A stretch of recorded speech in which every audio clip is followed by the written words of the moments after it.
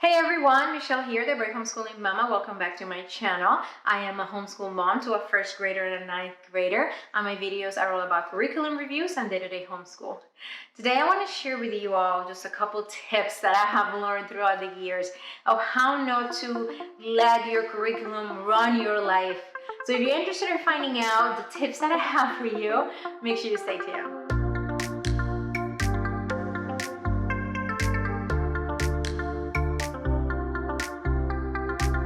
So curriculum, they're wonderful. There are tons of curriculums out there that you can choose for your homeschool. Sometimes, curriculum can kind of take over your homeschool. And what I want to make sure that you know that it doesn't have to take over your homeschool, and that you can make the curriculum work for you, not you work for the curriculum. So just wanted to give you a couple tips that I have learned along the way to help us, to help you to not let a curriculum run your homeschool. So the first thing that you can do, you can just use a curriculum as a resource. If you are doing, you want your kids to do animal science and you got a curriculum for animal science, but maybe it's not exactly, once you get it, it might not be for the exact grade level. You might not know this exactly what you need. You can just use it as a resource. Go to the library, get other books, and add that as a resource for your, for your class or for your learning. So you can use it as a resource, not as a curriculum.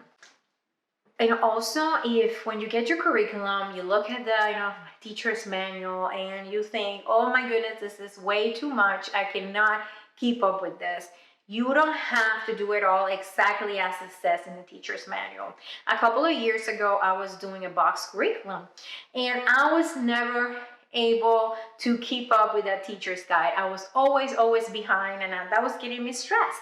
So one of the things that I did, I got a notebook and I wrote everything down that we had to do for history. So I wrote it, everything down on a list, and as we did them, I checked them off. No worrying if I had to do this in week 1 and week 2, week 3. I just wrote everything down on a list, and then I started, checking things off.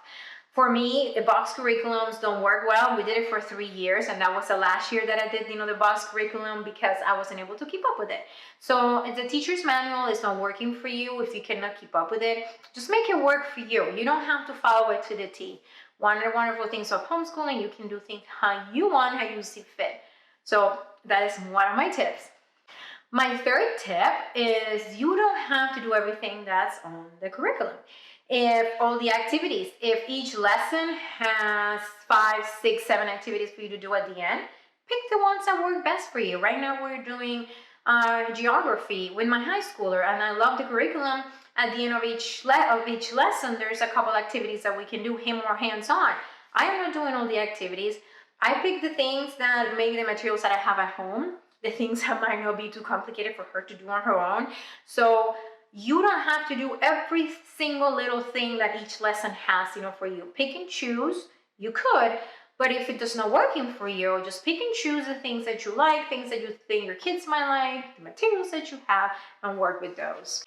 Another thing that you can do with your, curriculum, if you are not doing all the activities, or maybe you don't want to do any of the activities, you can use this as a read aloud.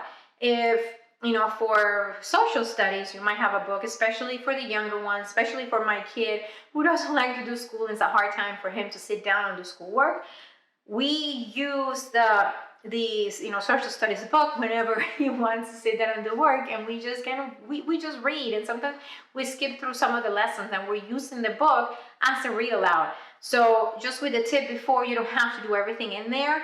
If you decide, I just want to read this book and not do any of the activities, then just use it as a read aloud and maybe get resources from other places, and that's okay. And the last tip that I have for you, if you have a curriculum that you tried all these things and it's not working, you can toss it and get a new curriculum. That is, I say this a lot because I have done it a lot. If you're doing something that's not working, maybe you tried a couple of these things up here to make the curriculum work for you, and it's still not working, you can go ahead and toss it and get a new curriculum. I know sometimes it's hard because of budgeting, But sometimes, and I say this many times on my videos, I think your happiness and your child's happiness is more important than the money that you spend. And I know that's hard to think about and hard to say, but it really is. So if it doesn't work, make sure you can toss it and try something different. So thank you so much. I hope these tips were helpful. If you have any other tips that you want to share with me about how to make the curriculum work for you, make sure you post them below. And like always, if you have any questions, also make sure you post them. And make sure if you don't follow me on Facebook and Instagram, you should do so for more ideas and motivation. I will see you soon.